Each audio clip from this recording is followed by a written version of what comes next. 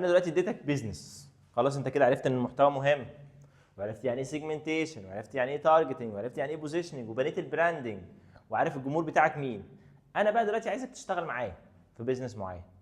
ايه اول حاجه بنعملها بعد ما انت فهمت كل الكلام ده في الواقع العملي؟ بقى ايه اول حاجه بنعملها؟ ما بنروحش نبص على الحاجات دي، بنروح اول حاجه نعملها نروح ندرس المنافسين.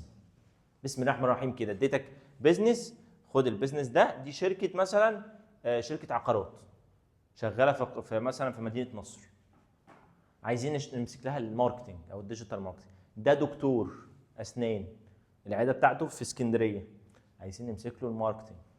دي بيج مثلا كورسات، عايزين نمسك لها الماركتنج. اول حاجه بعد ما باخد البيج كده وابص عليها كده بصه كده عشان افهم دي بتاعت ايه، واخد بريف بقى من العميل، انت بتقدم ايه، طب ايه اللي انت بتقدمه، طب اسعارك ايه، طب وضعك ايه في السوق. بعد ما بفهم كل الكلام ده بروح انا بقى اركز كديجيتال بقى هعمل ايه.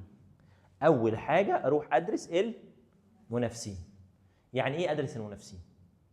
يعني اقل حاجه اشوف لي 3 منافسين مباشرين للعميل ده، اروح اشوفهم بيعملوا ايه وبيبيعوا ازاي. طب ازاي الكلام ده؟ اول حاجه ممكن تسال العميل نفسه، تقول له مين المنافسين المباشرين بتوعك. يعني مثلا مركز كورسات مثلا في اسكندريه وبيدي اوف لاين، هتروح رايح شايف فين المراكز الكورسات اللي بتدي ايه اوف لاين في نفس الايه الاريا دي. طيب محل مطعم فاتح في سموحه، مين المنافسين بتوعه؟ غالبا اللي في اريا سموحه وايه وابعد شويه. ليه؟ لان ده ايه مكان على مكان فيزيكال.